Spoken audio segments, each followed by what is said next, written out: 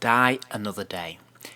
It's difficult to talk about this film without really addressing the elephant in the room, which is the intense hatred towards this film amongst fans. Over time, it seems to have developed a reputation as the worst Bond film. It's certainly seen as being the pinnacle of excess in Bond. Everything is bigger, ramped up, and more over the top than ever before. And I myself remember being in the cinema in 2002 and thinking, yeah, this was a bit much.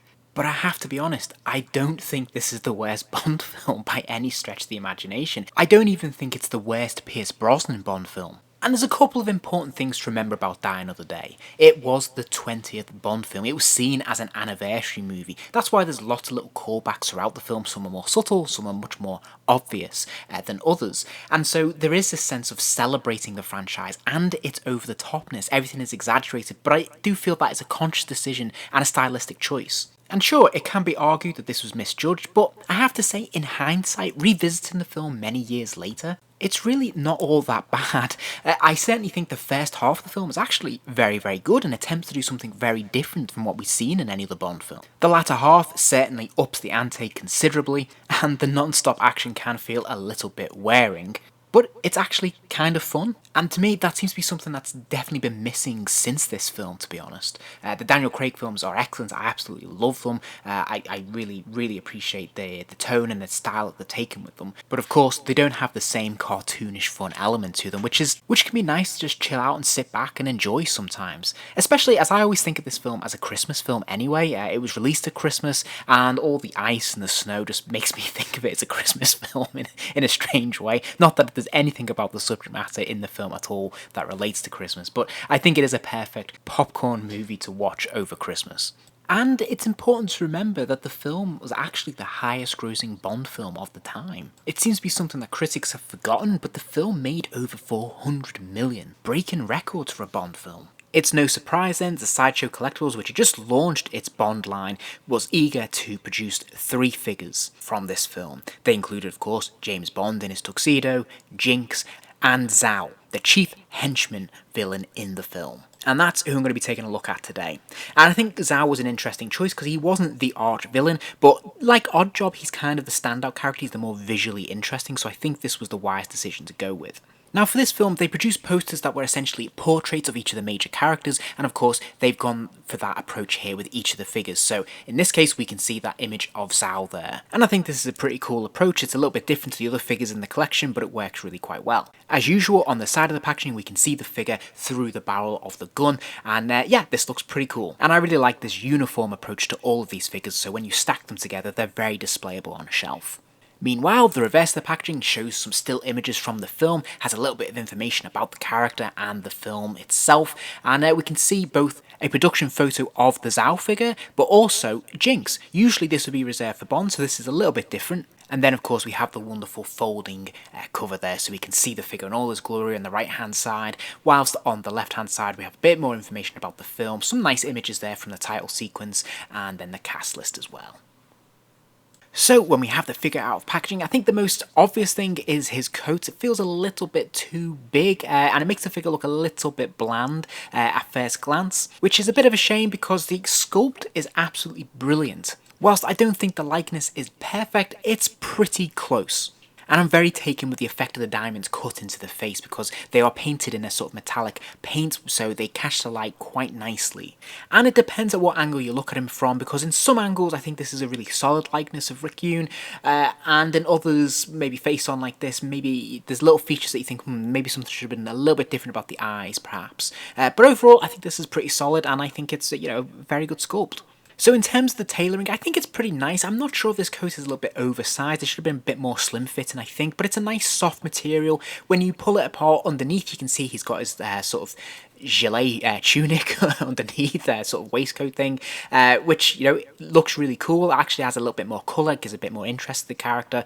And then underneath he's got the black polo neck, which is a sort of stretchy material, which is really nicely done. So overall, there's a bit more to this figure than first meets the eye, and I really appreciate the different textures and materials that they've used in the costume. We can see that again in the trousers. This is a completely different material here, sort of polyester, but it's quite a nice fabric that they've used, and this looks really, really good. I also like that the rubber boots. There's actually a little bit of detail in there, and although today they'd almost certainly use real laces and a little bit more colouring, I think they've done a nice job for 2002. Of course, he has the standard Sideshow figure body from this time, but I'll quickly run through the articulation in case this is your first video. He has the ball jointed neck, which means of course he can lean his neck forwards and backwards, he can spin it all the way around if you want him to, and yeah, this is a really solid range of motion here. He's got ball jointed shoulders, which means his arms can kick up and out to the side there, which is great. He's also got a swivel in the upper arm and double jointed elbows, which means of course they can bend all the way in, and I have to say with Zhao, they can go right the way in, much more than I'm used to, but I think this is part of the material. There's no restriction there because it's a very soft, thin material that they've got in the costume, so it works really well. He's also got a swivel at the lower wrist, and he has a hinge joint there, so he can swivel his hand right the way around and he can hinge backwards and forwards. He's also got a ball jointed torso, meaning he can spin around and look up and down a little bit there as well. His legs are hinged at the hips, so of course they can kick out and they can kick forwards a really good distance and pretty much all the way back as well. So there's no hindrance here from the costume, and the articulation is allowed to maximise his potential. He's got double jointed knees, so of course his legs can kick right the way back there. He also has a swivel around the lower calf, and he has articulation in the foot. There is a hinged foot there, however, because of the boot, which is a soft rubber, you can't really make the most of this.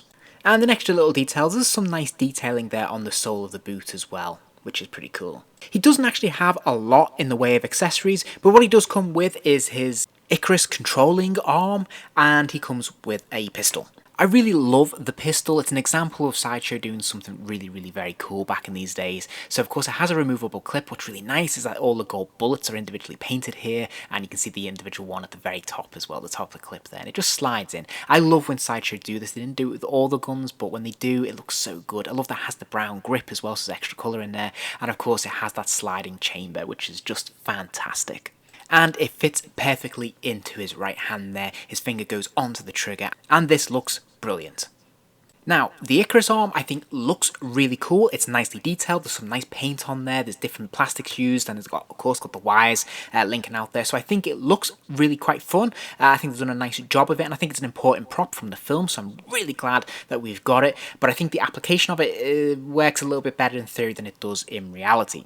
You see, this is a swappable hand, so you have to take off his left hand there. You can see there's that tiny little nugget there where it connects in, so you slide the Icarus arm over it, and then you have to basically screw in the actual glove hand into place, but it never really quite connects because the pin isn't quite long enough. And if he's wearing the jacket, then it can tend to just push against it, so it's all that pressure there to just make it pop off. So you have to be very careful with it, and you have to persevere quite a lot. Things get a little bit better though if you take his coat off and he's just working against that material there. It definitely has a lot less resistance, a lot less pushing against it to pop it off, but that said, it is still a bit of a juggling act. I don't think it really screws in properly, and yeah, that can be a little bit frustrating.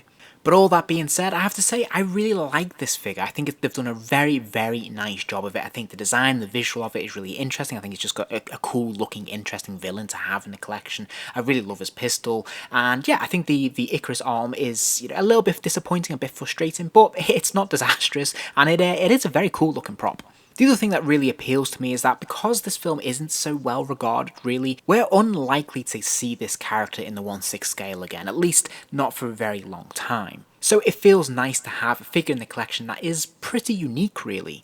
And whilst I wouldn't say he's one of the best in the line or even one of my favourites, I do think he's a very solid entry. So I think if you're collecting these figures, he's well worth picking up. But if you're more selective and you're really not that keen on this film, then you can probably safely give him a pass. If you enjoyed this video, please do give it a like and remember to subscribe as there'll be plenty more videos soon.